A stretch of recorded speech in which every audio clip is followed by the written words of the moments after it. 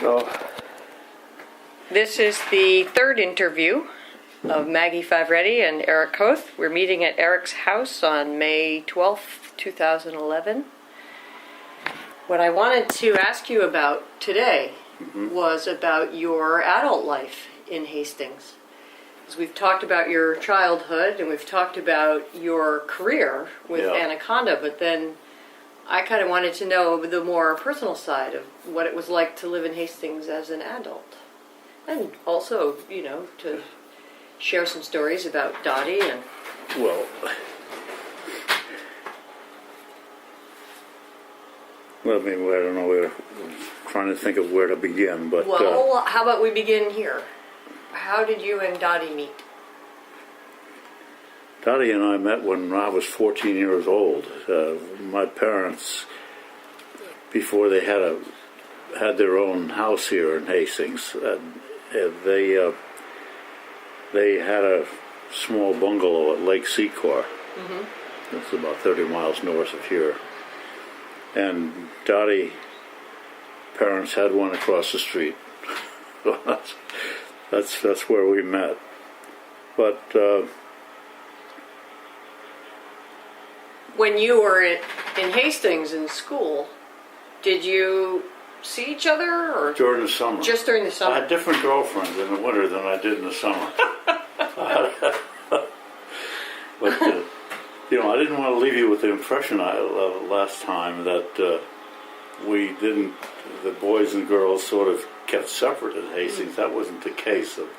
I mean, in winter nights we'd go up to 3 Islands in Children's Village, build a fire on one of the islands and skate. And we would, well, when the girls weren't there, we'd take our bikes up to Woodlands Lake, just down at the bottom of the hill here, and go skating there. And there was a guy there, an entrepreneur, who sold hot chocolate at the edge of the lake. But who were some of the people in your circle of friends who would go skating with you in the winter? Billy Shields, the same guy we mentioned that I was with when on December 7th in 1941, when the war broke out. It was Billy Shields, and it was Billy Daly, who was my direct neighbor on 78 Rose Street. He lived right next door. As a matter of fact, I just drove by there just last week or so. Everything seems about the same. and it was Joe Papalardo. Joe Papalardo's uncle ran a butcher store on the southwest corner of the Ravine Bridge. There was a butcher store there. There was Jim Riley, whose uncle had the Riley gas station. And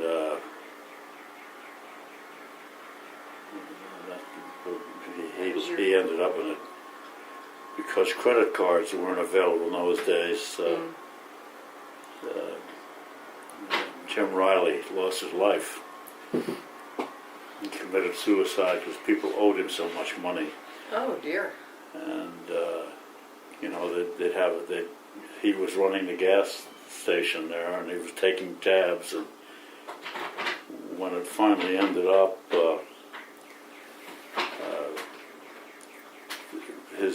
his brother-in-law went around, got the list of people that owed the money, and they paid right up, and it was $20,000, and that was a lot of money in those days. That was probably in the early 1950s. But we used to, it was a Friday night gang. I mean, I went to school in New York and lived in Hastings.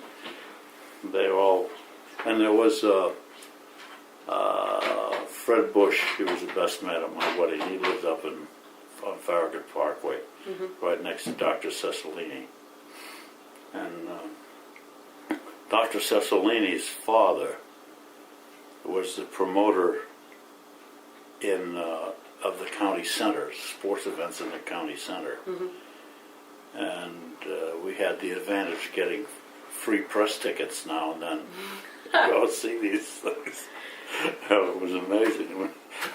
I mean, all the wrestling matches were so fake. It was when you're sitting right there at the edge of the rink, yeah. and you see a guy stamping the television set was off to your left and off to the right. This guy looked like he was stamping the hell out of a guy who's just pounding on the ring, on the floor. But people still enjoyed going. Oh yeah. I remember one time, and Fred Bush was strong. He was on the football team. He was a lineman on a football team. But even before that, they had a big, long piece of property that went up, way up on the hill, and they raised chickens up there. And Fred, they delivered grain, in bags down at the bottom, 100-pound bags of grain, and Fred Bush would take one, throw it on one shoulder, so he wouldn't waste his time, take another one, throw it on his other shoulder, and climb up that hill, to the chicken coops. But one day we went to this to a wrestling match with these free tickets from Dr. Cecilini's father, and the guy was called the Spitter. And he spit all over. He was just spitting all over. I mean, if I was right, it was terrible. But he would spit about, and and since we had the ringside tickets, ringside seats, one time he came, he spit kind of close, and Fred Bush says, "If you spit again, I'm going to come up there and." But this guy then deliberately spit down at Fred. Fred jumped up on the ring. And this guy takes off like a gazelle, running out of the thing in front after him. I'll never forget that day. But that was the gang we had. Did you ever take girls to these wrestling matches, or would that? No, we didn't do that. No. Where did you take girls when you were? Well, we took them skating. Skating. We took them where it didn't cost anything. Of course. We went for it. In those days, on Sunday afternoon, the aqueduct in Hastings was full of people. Yeah. They'd walk. They were all European. That was just, it's hard to imagine now that people would ever go to these sort of basic amusements and recreation when you have so many things that you can do that motorized, visualized. But in any sense, the girls were there, and you'd sit on the front porches, and but we never took them to the wrestling matches. We also got at one time tickets from Dr. Cecilini's father to Madison Square Garden to a wrestling match. I guess he was more or less involved in just wrestling. Wrestling, promoting maybe. So we go down there. No, it wasn't. It was a hockey game. I suppose we got our free tickets from him. I'll never forget it. The New York Rangers were playing somebody else, and the first thing we walk into this thing, and one team guy gets his hockey stick and raises it way above his head and then crashes it down on the head of an opposing player. They had helmets on, of course, but the shock of it knocked him down. And of course, the guy who did this job got into the penalty box. So the next thing you know, one of the biggest guys on the other team made an intentional foul, got into the penalty box next to him. There was a wall between them. He grabbed that guy around the neck, dragged him on his side of the penalty box, and started punching him out. Wow.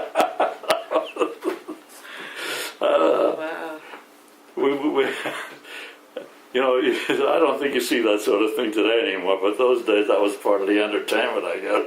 Did anybody fight among your peer group in Hastings? No. Everybody got along pretty much. Oh, yeah, we never had any sacrifice that way.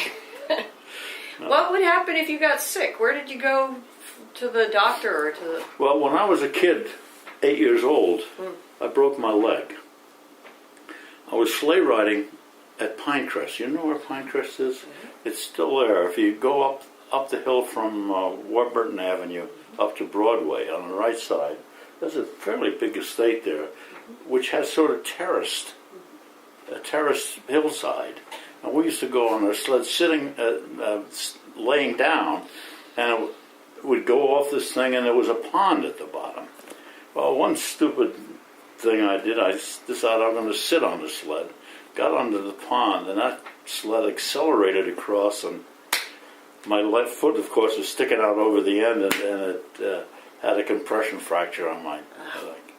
So they dragged me to the lady's house right there, you know. The kid sat on the sled, and it was a lump on my shin.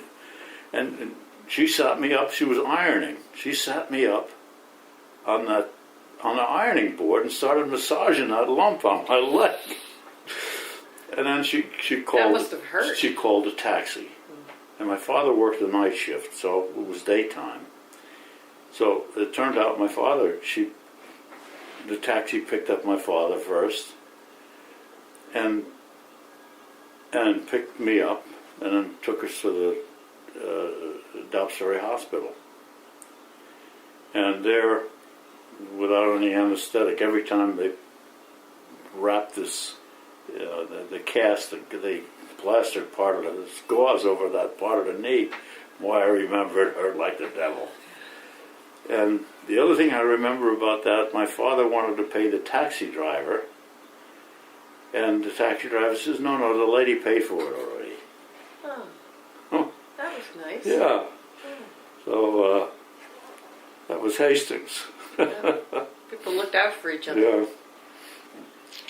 And did you have a regular doctor that you went to for checkups, No. or you just didn't? No. I remember Dr. Mink was the eye, ear, nose, and throat specialist, and he was at school sometimes. You know, they had doctors, but no, we didn't have doctors. Now, when you were in college, is that when you were living in Hastings and going to school in the city? Yes. Yeah. And you commuted on the train? How did you? The train left. I lived in Uniontown. The train left at 6:20 in the morning. I'd get up at 5 in the morning, get on the train at 6:20, be down there. It was a different kind of. It was RCA Institute. Mm-hmm. They started at 8 o'clock and went straight through to 4 o'clock, except for lunchtime. I'd get back on the train, come up, and walk back up to Uniontown, then start transcribing my notes. And about 11 o'clock, my dog always came upstairs and decided, to let me know that it was time to take him out for a walk. Mm-hmm. Going for a walk from midnight. The next morning, get up at 5 and go through the same routine again. But we were all Army veterans at that time. You didn't sleep past 5 o'clock in the morning. Were you going to school on the GI Bill, or? Yes. Yeah. For me, that was the greatest benefit of being a veteran ever. For most. My parents couldn't. It would be pretty tough for a guy working in a factory to send his kid to college. Yeah. And the kids that didn't avail themselves of that and hadn't gone to college didn't know what they were doing. They didn't know what they were doing. I know. It was one of the best investments I think our country ever made. I would think so. And people who go to college often send their children to college too. And yeah. That's a big investment that really pays off for American society, I think. And what you were studying electrical engineering when you were in college? Yeah. And at that point, did you know that that's what you were going to do? Had you done that in the war? Had you done enough of that you knew? Well, during the war, but during the time that I was in high school. No, I'm sorry, but after high school, 1942, I was still 17 years old. I went to work at Anaconda as the office boy, and I would take the train after work down to 125th Street, walk across Harlem, 125th Street, very fast, up to Morningside Heights, and I went to Columbia. And I was studying business law and accounting. And then finished the semester, and it was a small group. It was night school there, and it was. I don't think there were more than 12 kids and 12 young men, I guess, 12 kids in the class. And I remember distinctly the professor saying, "Well, we'll see you again when in a couple of weeks. We'll start over again with a new." I said, "I'm sorry, I'm not going to be here. I'm my turn to go into the Army." And he almost cried.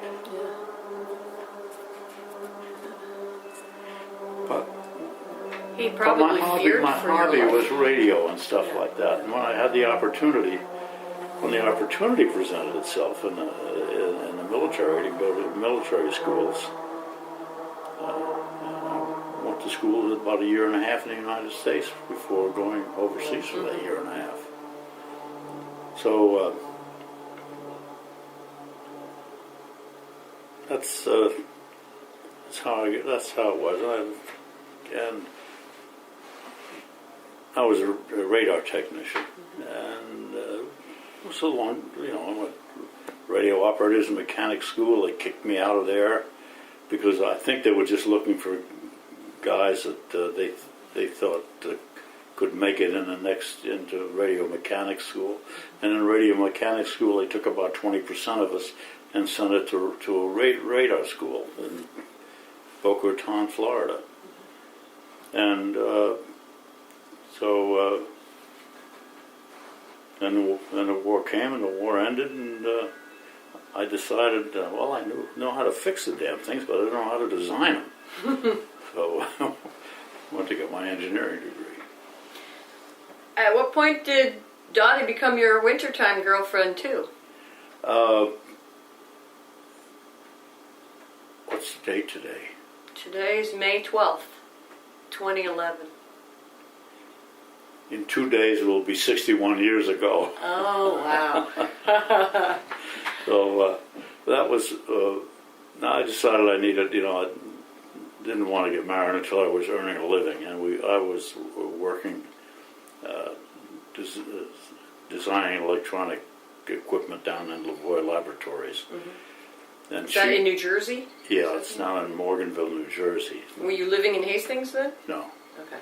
I was living down there. In Jersey. I had a room and a private home there. Mm-hmm. And so we got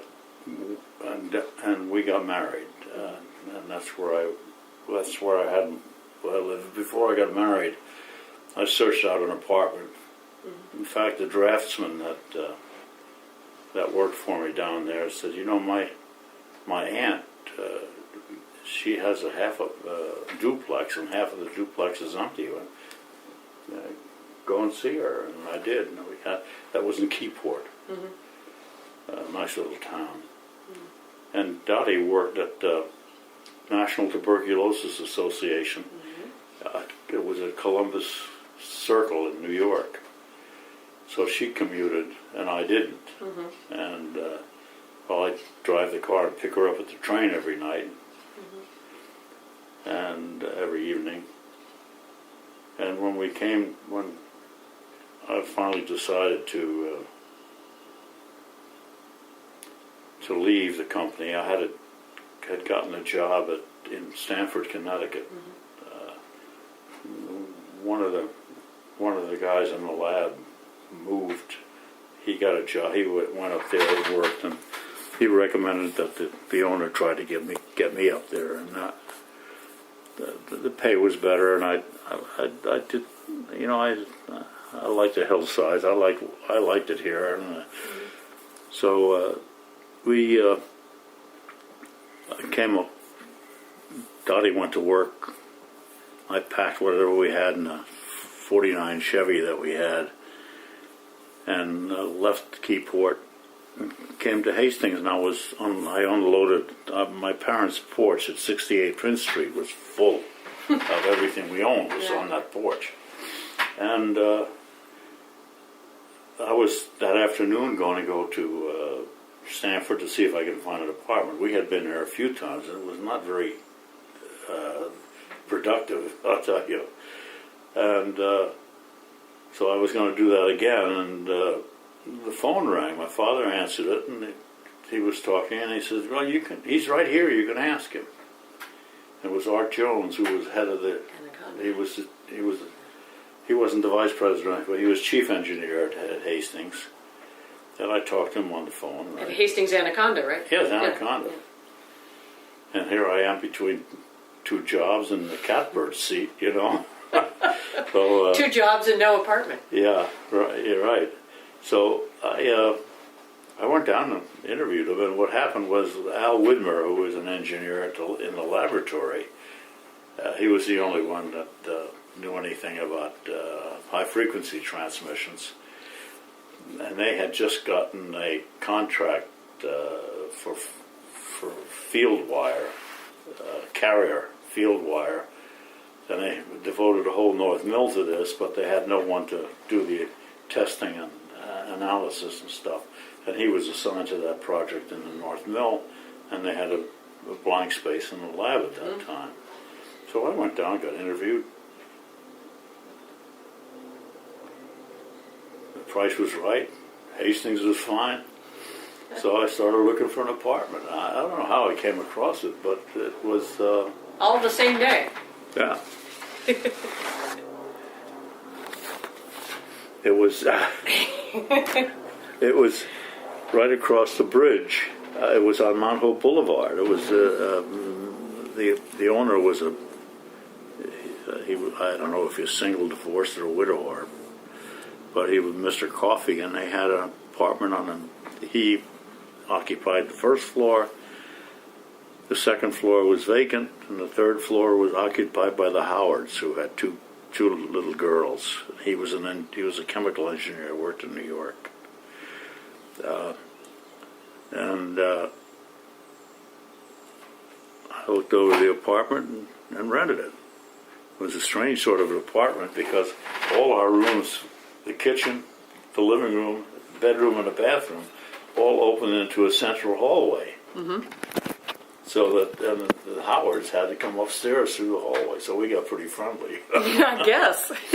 But it was Dottie commuted on that steam train down to her job in New York. So tell me about the old Putt. That's the steam train you're talking about, right? Yeah, that's it. That's the old Putt, and which is short for Putnam Valley. Yeah, it was Railway? Putnam Valley. And I only rode it once in my life, and it was up to Lake Secor. I don't know what I had some time off or something. It stopped at Mayapack, and it was a 5-mile walk to Lake Secor. I guess it was on Friday, and Saturday everybody showed up, of course, and Dottie included. But I remember that they, of course, converted it to diesel. And the first diesel run they had, the diesel broke down. And they had to send a steam locomotive to everybody in the train. Dottie said, got up and roared and clapped. The old steam engine, he came to the rescue. But at High Bridge they had a switch. Yeah. Because they couldn't go into the tunnels under New York to get to Grand Central. So they switched to electric. They had to go over the big high bridges and to another section of the rail yard and go down. So Dottie commuted on the old Putt. Still working at the Tuberculosis Society. Yeah. And how close was your house to the railroad there? When we heard the steam engine coming, she could still get out of bed and make it. I mean, it was right on that bridge. You know the footbridge that went over? There was a footbridge that went over the railroad. Yeah. And over, first it went over the Sawmill River Parkway, over the railroad, and down to the steps down to the station. But we didn't have to go up any steps. Our door was right at that bridge. when you open the front door, turn left, there was the Right there. bridge. That's amazing. So Perfectly located it was for a commuter. it was the shortest commute, except my father's. When we lived at 7 Washington Avenue, that's where the footbridge from Oh, right, Anaconda that's hit. That was a short commute. Yeah, but then they closed the. Railroad. When did they close the old put? It was probably in the 50s, early 50s, I think. They had a contract. The railroad had a contract to maintain service up to Elmsford to a big A&P warehouse. Mm-hmm. So that's the only, maybe once a month or twice a month, the train came up with, and that finally kind of dissolved, and then, but the last use of that railroad between Hastings and Nepperhan was a test bed for a new cable transmission system. Really? Yep. And Al Widmer and I worked with. There was a German professor at the Münchner Technische Hochschule, the Munich Technical College, that invented what was called the surface wave transmission line. There was a man in the United States who acquired the rights to his patent here. It was, I don't know what the commercial details were there, but he thought the whole world would be covered with surface wave transmission lines. It had an advantage. It just took one wire instead of a coaxial cable, insulation, braid, slow operations. And so we had our doubts about this thing. So they set up a terminal at Hastings in the railroad station. Well, the railroad wasn't running anymore. In Nepperhan in the railroad station, and they ran this line on the poles that still left. Right. Right. And Al Widmer and I tested this thing out, tested it where it went around corners. Our conclusion at that time was it's going to take a lot more than this guy, says. He's not ready, and it would take a lot more development work. And he, I met the inventor, this professor, at one time, and he was far more down to earth on the possible applications. Put this through tunnels, and people could keep listening to their AM radio and so on before cell phones and that. And do that sort of thing first. There were a couple of places in the United States where they had this surface wave transmission line. One of them was in Helena, Montana, and every time they had a terminal, there was a cone. The wire went to the middle of the cone and went to coaxial back, and another cone to go out. And this was a guy at Helena, Montana. He was a real cowboy. And there was a lot, in those days, there was a lot of what was termed, called CATV, Community Antenna Television, in which there was, was an antenna on the highest spot in town. And they had an amplifier up there, and they fed it down into Helena, and with surface wave transmission lines, fed it down to Helena, and fed it along the streets of Helena. Helena, Montana is the capital of Montana. At that time, it was smaller than Hastings, And we said, what happens when you have a wet snowfall? He says, well, the people of town just have big poles, and they climb the mountain, and they whack the line, and they whack these cones, and the stuff falls out. I said, well, we're pretty good at Hastings. When people come out of a commuter railroad up to Riverview Manor with bamboo poles and knocking the damn snow off the power lines. So it didn't catch on right away. It didn't catch on, and it didn't catch on, period, in the United States. Out in Montana, they were happy to have it. Without it, they wouldn't have had television in Helena. But there were different people out there too. You know, they didn't go to work in business suits. They had their boots on all the time. So is that a story about the old putt that you think many people don't know? I don't think so. I don't know. I was going to go to this thing. I'm not sure if I can. My best friend passed away, and they're having a service for him the day before, and my family's coming down from all places. I'd love to go and tell them about this. Right. And you know, that line stayed up there for years and years and years, and those cones are up there. And the last time I saw an operating surface wave transmission line was during the 1936 invasion of the Russian invasion of Czechoslovakia. Wow. Dorothy I took the whole family over there. What did I say, 1936? You said 36. No. 1968. Right. That makes more sense. I was over there in 1936, but I was just a kid. It was 1968. And I said, we got to see your uncle. I was over there, it was a business trip. And I made arrangements to get visas to go to East Germany for the whole family, and figured, well, I'll take my vacation over there. And I was to have a meeting with one of the generals in Heidelberg, another colonel in Wiesbaden at the Lindsay Air Force Base. It was I was promoting a patent it was my patent, but Anaconda owned the rights to it, and we had was a patent where you couldn't, from the outside, you couldn't tap a cable, both for video and for voice.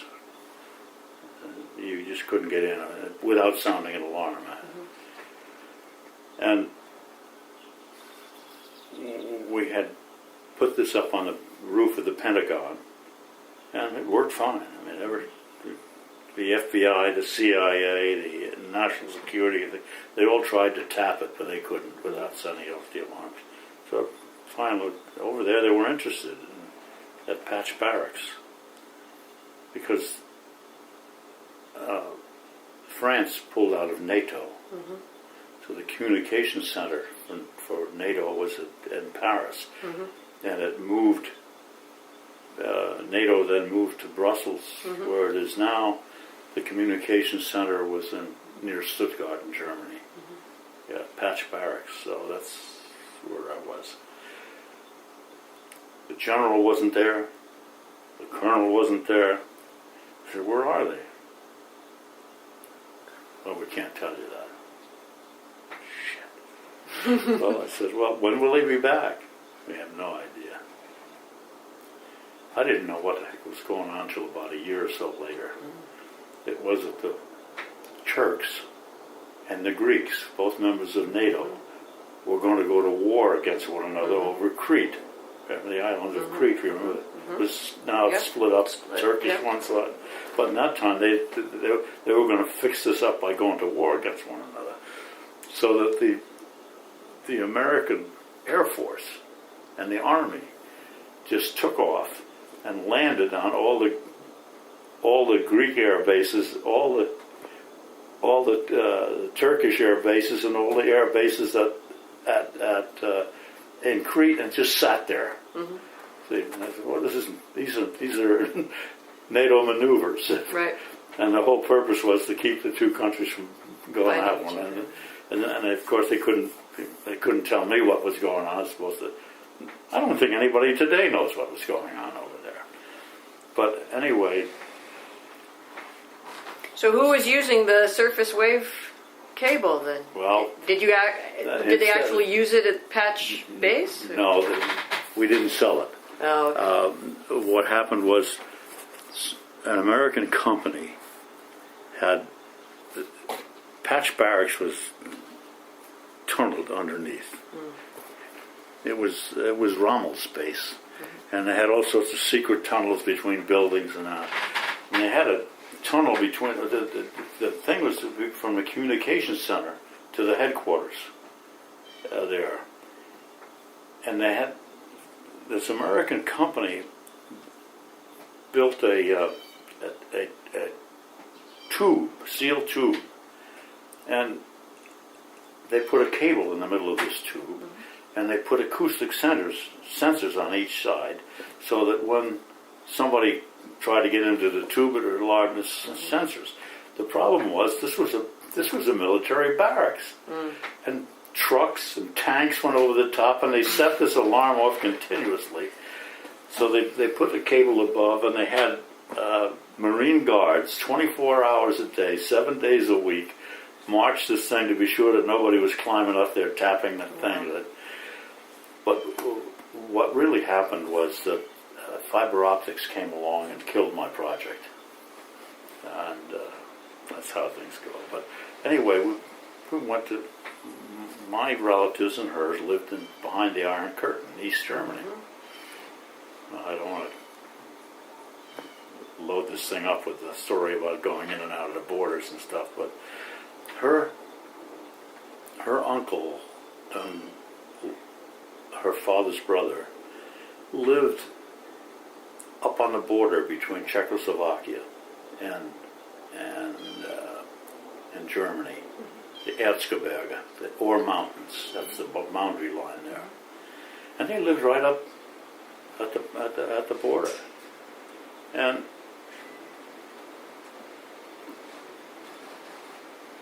we came unannounced.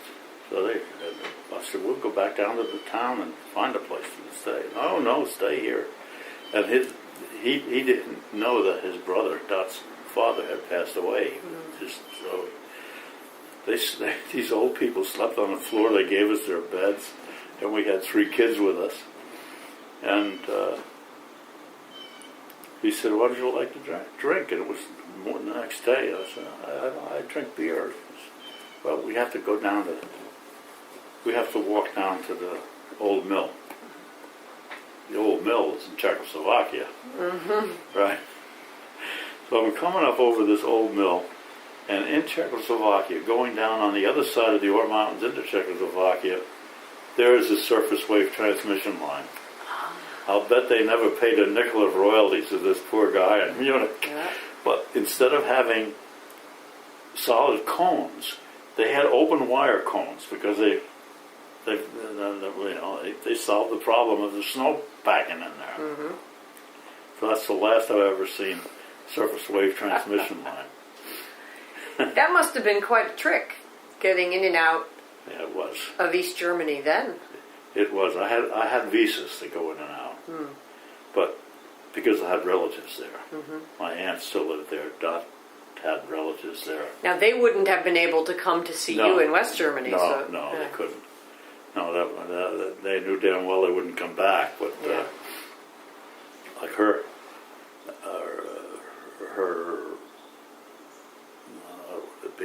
youngest uncle. He lived in West Germany. He escaped during World War II. He was captured by the Russians, and he and a lieutenant determined they weren't going to stay captive. So they walked from Moscow to Warsaw. Oh my gosh! During the nights only. During the day, they slept in barn lofts and things like that. The lieutenant didn't make it because he got caught one night, and there was a firefight. He lost his life. But uncle got away. Your family was from the same? Yeah, from the same area. Well, we didn't know one. They didn't know one another there. Right. They were from Dresden, and we were from the Chemnitz-Leipzig area. And it was very close to the Erzgebirge, the ore mountains in Czechoslovakia. Did most of her family survive the bombing in Dresden? They were here. Oh, they were here. Most of them were here. Her, Thank goodness. her uncle, his wife, and their baby lived in Dresden. They didn't make it. They didn't come back. And her other uncle, the one that walked from Moscow to Warsaw, he went then to see if he could find them, and there's nothing there. Everything was just pulverized to ash. He saw their apartment. No, he saw a skull of a baby. But Oh dear. Back to a lighter subject. yeah, When you were living in Hastings in that little apartment by the yeah. train tracks, is that where your children were born? Or? No, we had. We were looking for a piece of property to build a house. See, I became a carpenter at the age of 14. My parents built that bungalow up there. They hired a carpenter to build it.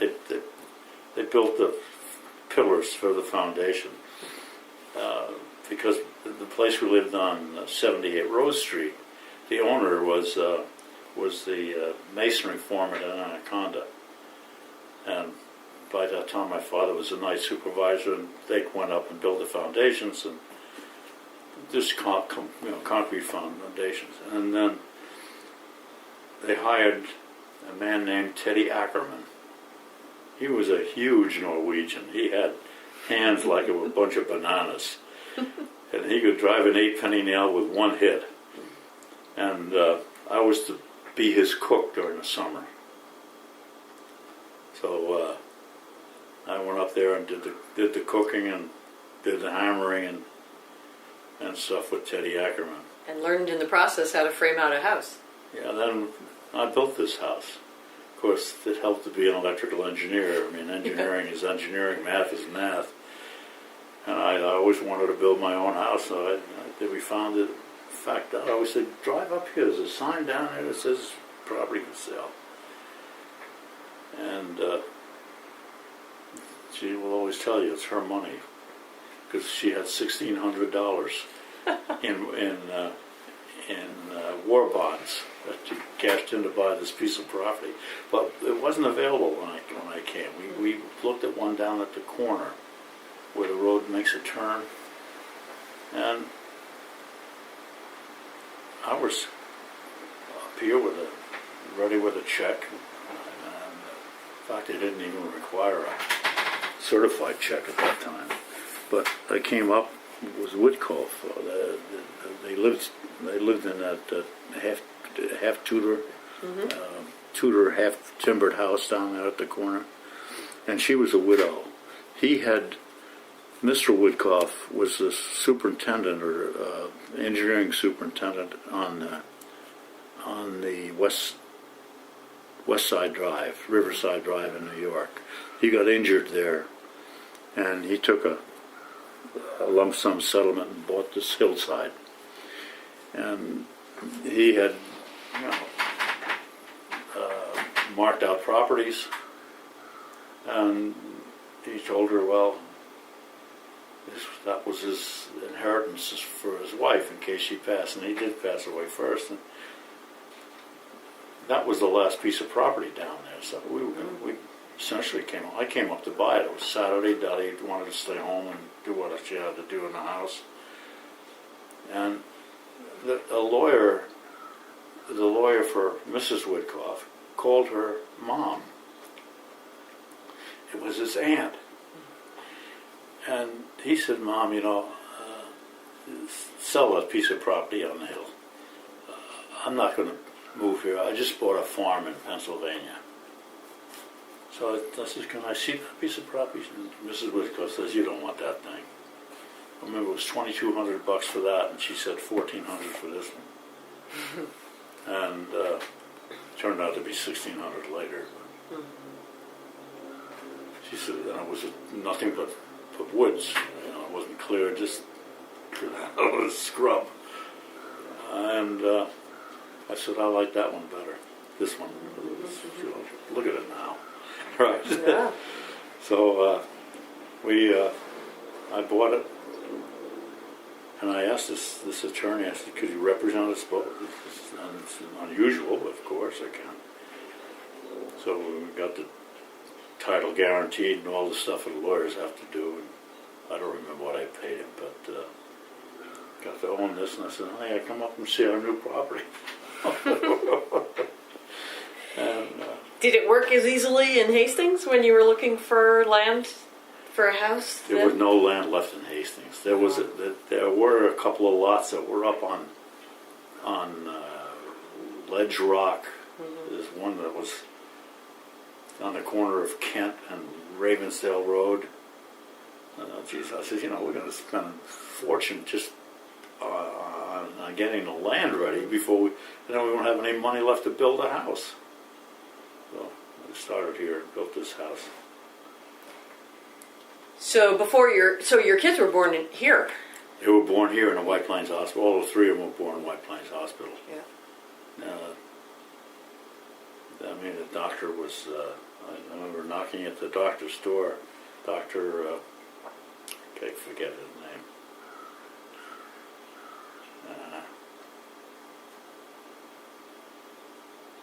I can't remember. I just thought of it the other day again, but it's been a long time. And He was an obstetrician or a GP? No, it was a GP. I said, hey, what's that? He said, could you be our family doctor? I said, we just moved up here. Oh, yeah, sure. Well, it was a long time before I had our first child. Thought he had some problems. But he came. He wasn't associated with the White Plains Hospital, but Dottie had an obstetrician that was. So this guy had to get him a permit to come in. He said, not you can get a pediatrician. So this doctor, he was in Harlem. He was telling us that the nurses, when they took the babies to their mothers for nursing, they had carried 3 in each arm.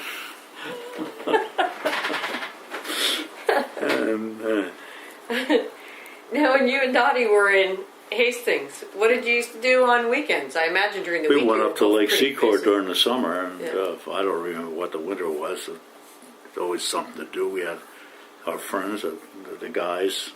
I stopped going out with them on Friday nights because the day I got married, but they were still around. And they got married and became friends of ours. Now, I remember another story here about, I guess Dr. I may think of it, but I passed out at work in the lab one day, and Mrs. Klein was the nurse. Went down to the nurse and laid me down, and she poked at me. Nothing. So Eric Julian and Ralph Daskley were both in the lab. One of them drove my car, and the other drove his car. Took me home. Dottie wasn't here. And I'd called Dr. Strange. And he said that, look, he said, he's also the school doctor. He said, I'll be up to see you around noon. But if there's anything, if it gets any worse, or you feel something happening, just call Mrs. Coggins. She's the nurse. She can get me anytime. Okay. So they left. Dottie came home. What are you doing home? I don't feel good. So Dr. Newman, Dr. George Newman. Well, he's laid down in the bed. He's poking at me here and there, and he says, I don't know what. He was looking for appendicitis. He picks up the phone, and he calls the Dobbs Ferry Hospital. He gets it was 4 o'clock in the afternoon. He gets the the head of the laboratory. He says, "Don't go home. I've got a patient here. I want to have a blood test." He puts me in his car, drives me to the Dobbs Ferry Hospital.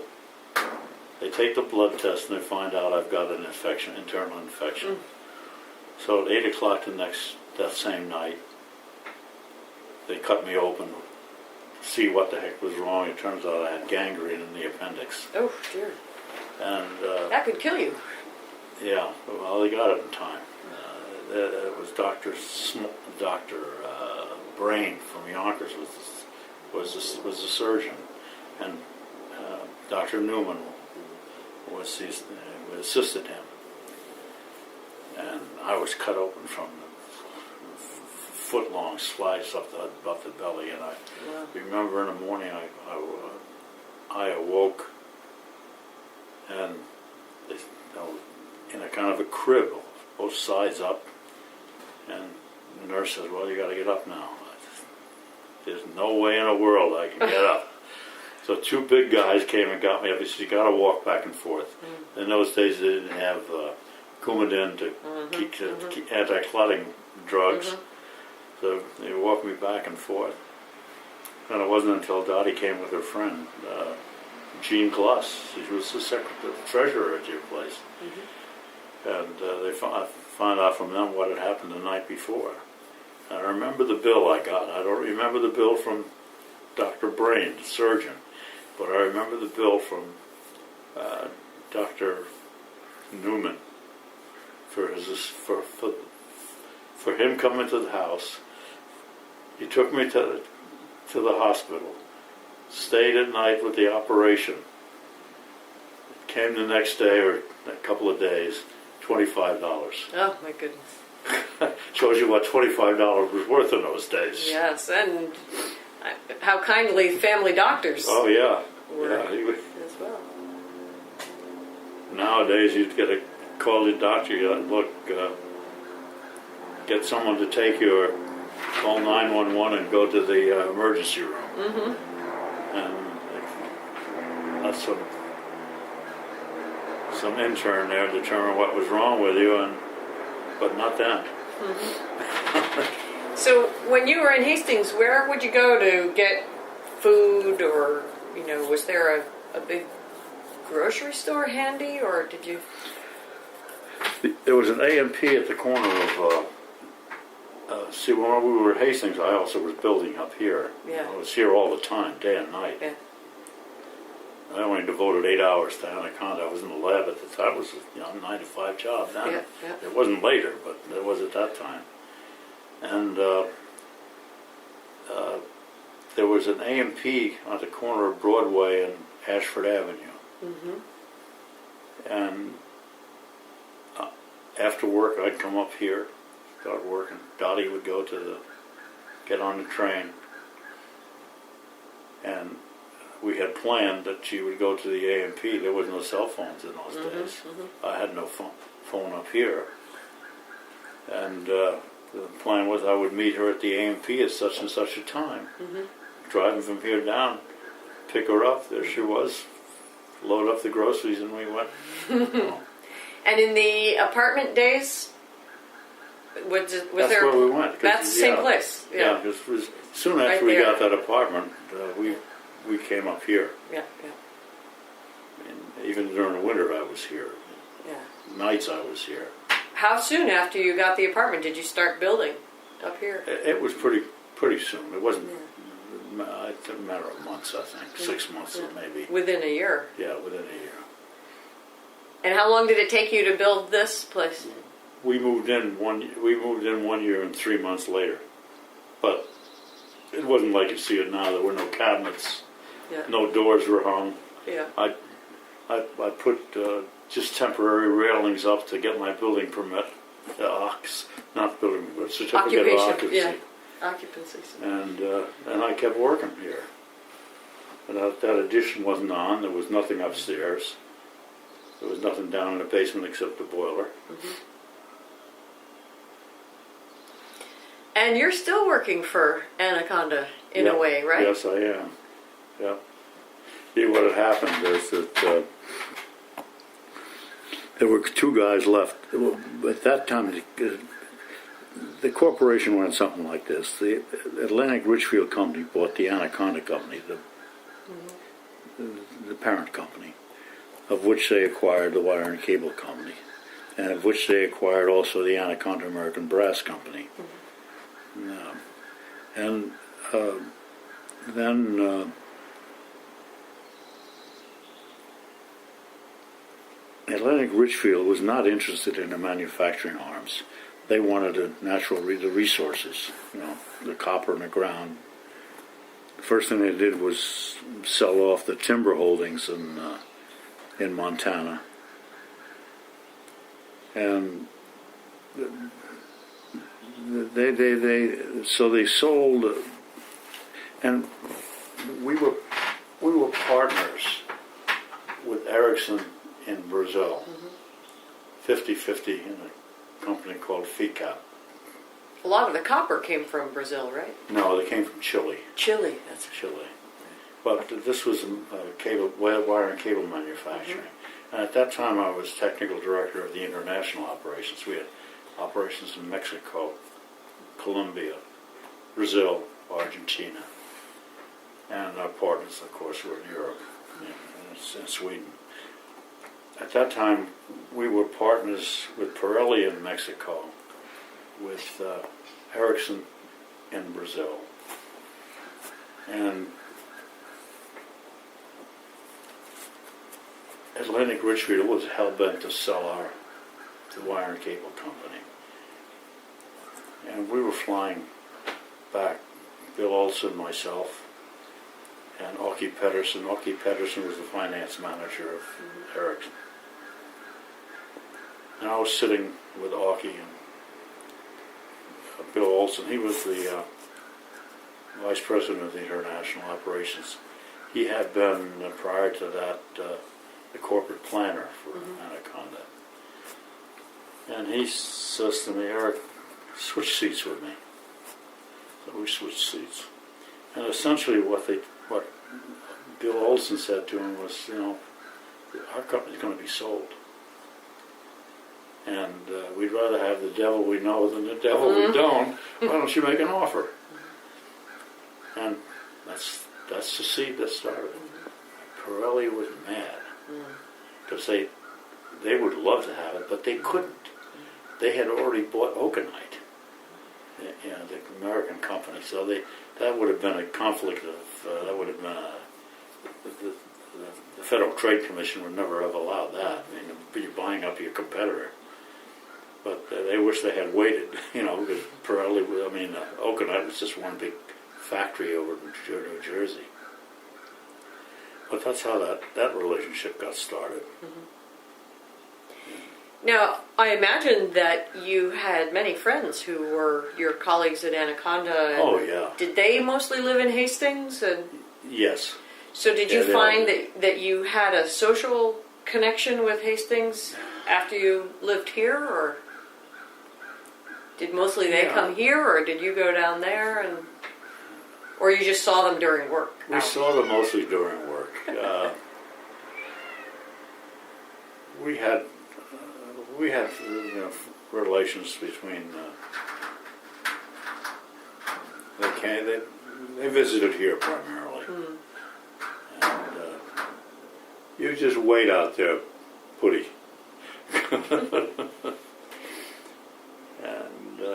So they'd come up here sometimes. Yes, yeah. And but they lived mainly in Hastings. They right? lived in Hastings and Yonkers. About half the employees at Anaconda lived in Yonkers. That was one of the big things that our corporate counsel missed. Yeah.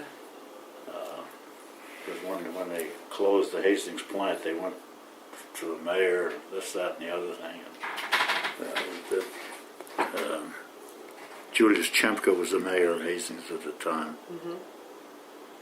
That must have been tough on Hastings. Yeah, Right? oh yeah, that was tough on Hastings. I mean, all of a sudden, just a tax base matter. That alone, to say nothing of the fact that many residents were employed there. Yeah. What there were, of the hundreds of people there were only 18 that didn't have some sort enough seniority to get some retirement benefits. There was very, very few that didn't get, but still you didn't want to retire when you were 55, when you worked on a machine. What do you do? Right. Nobody's going to hire you when you're that age. But it had to be closed.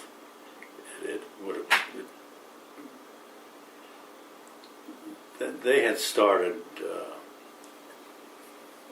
they never had manufactured telephone cable. The parent company thought, these are small wires, they wanted copper to move. But then when we showed them that the 3,600 voice pair, carried more copper than most of the power cables did. Much more. Then we started the North Mill and making telephone cable. But the union, there was a really strange situation. The union was in control of Hastings because of the parent company. Sounds odd, doesn't it? It does, yeah. Well, the copper came from Chuquicamati, Chile, down to the coast of Antofagasta in blister. This is a couple of ton blocks. Got loaded onto the Chilean steamship company, which is Anaconda, to the Panama Canal, up to the refinery at Raritan, New Jersey. From there it was electrolytically refined, and it was a cast wire bar, which is an ingot about 265 pounds, narrow, long ingot. That came by barge to Hastings, and Hastings had the rolling mill that rolled 35 tons per hour on 2 10-hour shifts. About half of it was used at Hastings, maybe not even. The rest of Westinghouse, General Electric, our competitors, General Cave, they didn't have rolling mills. Right. So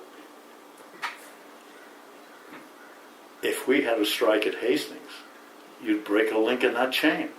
Right. So we'd always go to the parent. Listen, we can't adhere to the demands of this union on this and this issue. Right. So there's whatever you do, there will be no strike. You give in.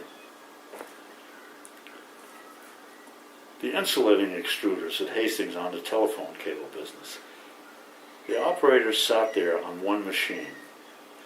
That machine was capable of insulating at 2,500 feet per minute, 2,500 feet per minute. The operator sat there with a pile of sandwiches. He would run that machine at 700 feet a minute. All the operators, 700 feet a minute. I don't know how many there were, probably 7 or 8 of these insulating machines.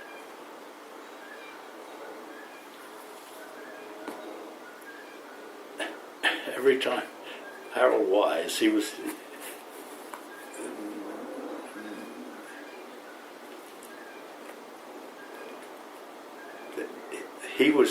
the guy. Well, they had the Minuteman Project, and he was in charge of organizing this thing and charging it, billing it, and so on and so forth. And I think it was a cost plus program, but it was well watched. We couldn't just add stuff to it. And I'd be in the North Mill on another program. I'd see this happening, and I'd go to Harold Wise at Harold. They're still operating at 700 feet a minute. One day Harold came to me and he said, "Well, Eric, now they're finally up to 2,500 feet a minute." He says, "Harold, when did this happen?" He said, "Oh, but they were doing that for about a week now." I just came from the mill. They're running those machines at 700 feet a minute. So we packed it in, moved the whole operation to Sycamore, Illinois. It was an existing plant. And they moved the telecommunications research and development section out there too. Out there,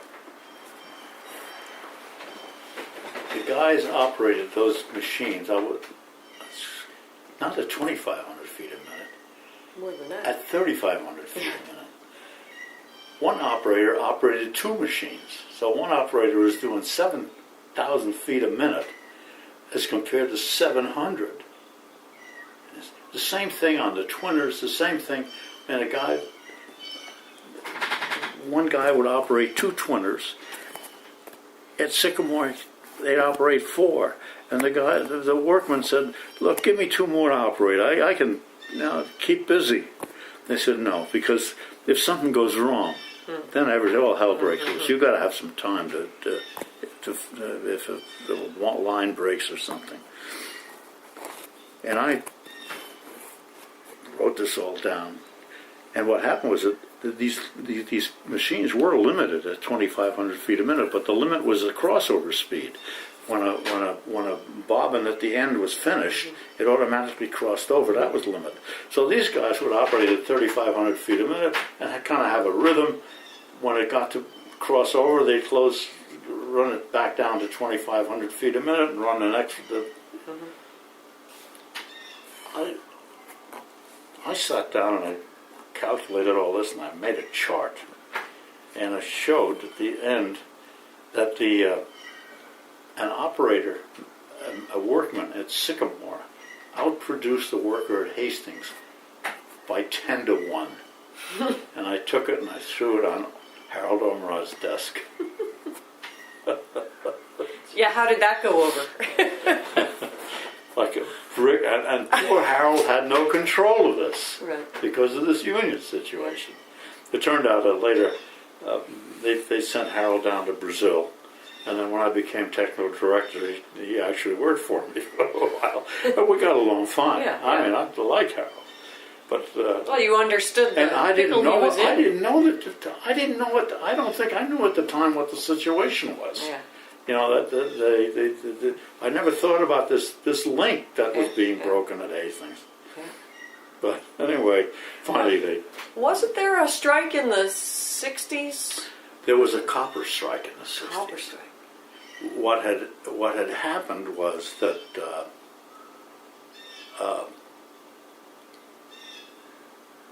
a year before the strike, the Steelworkers Union, we were in the ABEW, American Brotherhood of Electrical Workers, and the steelworkers decided they were going to organize the copper industry and take it away from at least that IBEW. They announced this a year in advance. Yeah. We had told more copper, just put it in the warehouses of General Cable, General Electric, Westinghouse. They hadn't paid for it, but they would pay for it when they used it. But we had a flood of copper outside the plant at Hastings. Mm-hmm. Hastings shut down. Mm-hmm. Who gave it to him? Mm-hmm. It wasn't making money anyway, except on that rod. And it never, in a sense, never opened.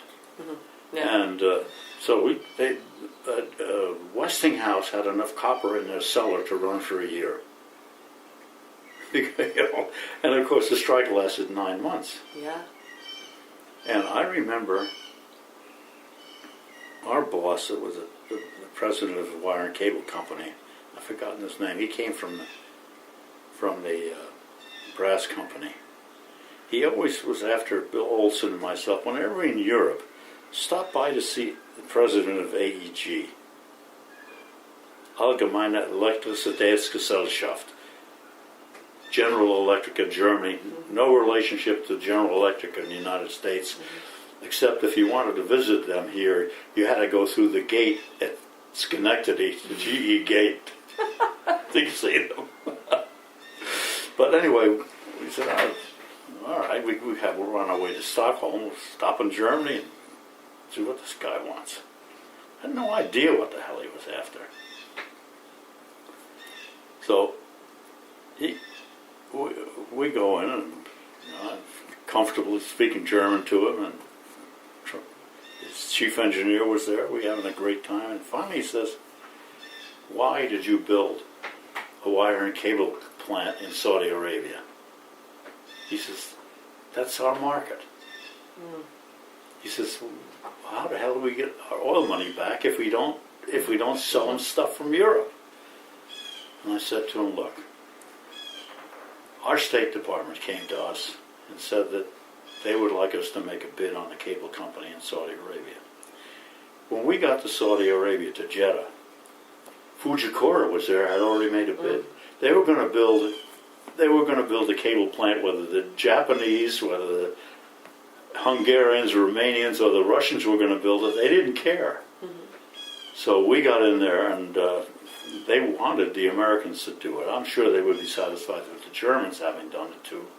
But the head of this project, when the kid was 12, he was part of the royal family. They sent him to England to go to school to learn the English language. He went to Cambridge. He went to University of Southern California. You know, he knew the devil he was going to be working with in the United States. He wanted a U.S. company, and we bid on it.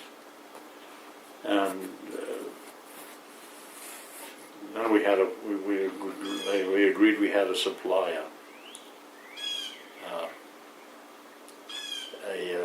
plant manager. And when we left that meeting, I said to Bill Olson, and Khalid Al-Reza said, Eric would be fine for us. When I left, I said,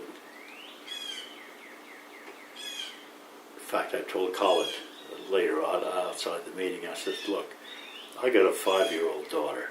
She was around our backyard in a bikini. I said, I'm not raising her in Saudi Arabia. I said, she's going to have to dress, keep her everything covered. And I says, and I'm not coming over here either. I spent enough time. I spent part of the war in Bahrain. After the war in Europe was over, I was on my way to Japan. I got stuck in Bahrain. And I told Bill Olson, I said, Bill, I'm not coming back here. I designed this factory, but I'm not coming back. I mean, everything I can do, I can do from the office at home. So we built the factory.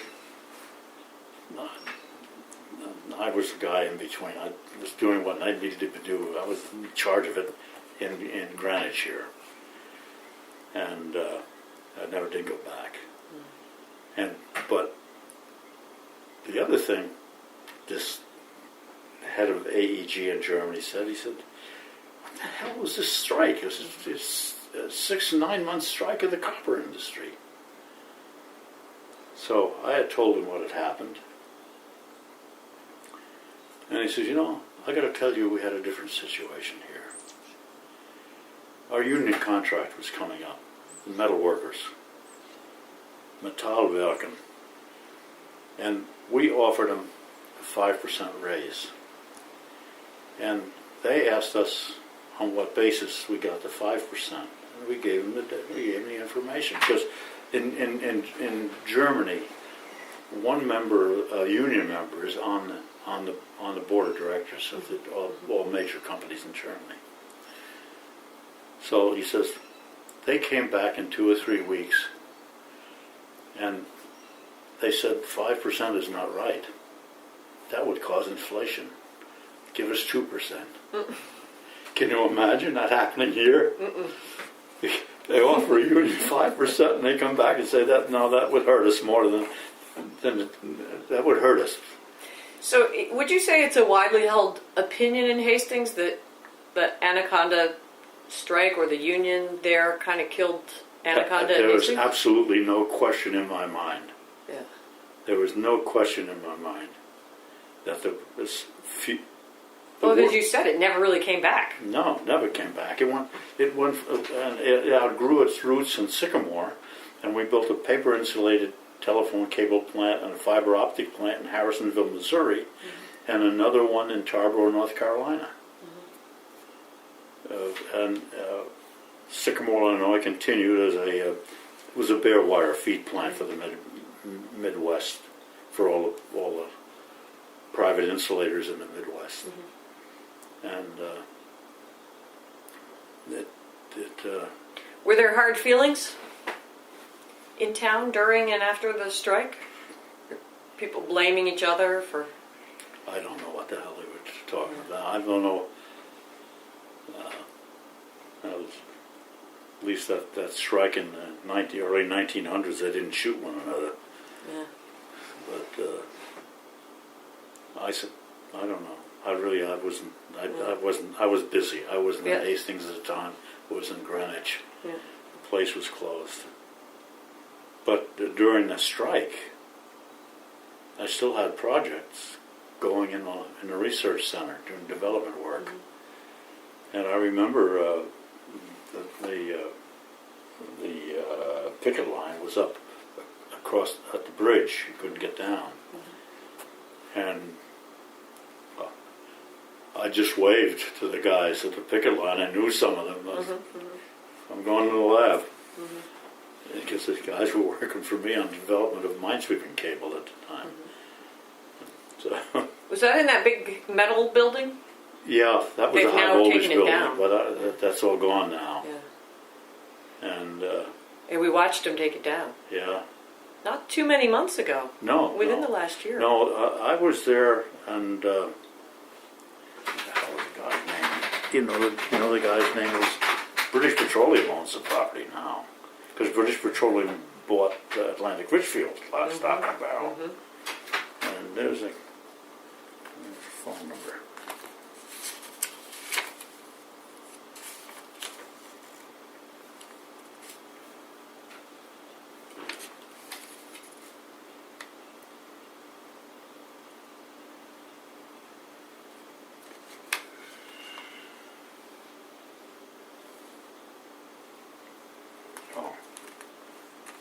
Joe Sanchi.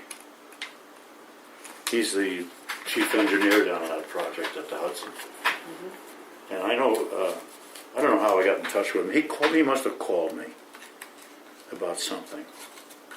And I said to him, I said, look, in that building that they tore down, I said, there are reinforced concrete pilings down there. It would probably cost you $1 million to replace them, and if anything gets built on it, that has to be built on pilings. I said, you might as well spot those pilings, put them on a drawing, so the next architect can use. Man, you got to build a building. You might as well use the structure that's down, and those things are driven to bedrock. We were watching. We were in a building next to it. The lab was the same thing. And he said, would you mind coming down here once? And I said, identify some of the locations and buildings. He said, sure, I'd be glad to. It'd be nice. And I went down and showed them where some of they got a PCB problem down there. Yeah. Is BP going to clean that up, or No, there was an article in. or are they just going to bury it? There was it's buried now. Yeah. There was an article in the paper. We only use it in one spot. First of all, every transformer that was indoors in any factory in the United States, even today, in any building, high-rise, all high-rise, like a 40-story building, probably on the 20th floor, All made they got out an of- electric, they got a mechanical floor. All electrical distribution transformers there, they're all PCBs because they don't burn. Yeah. You can't have one of those things rupture and spread burning oil all over the offices and stuff. So that's where polychlorobipheноls are used. We used them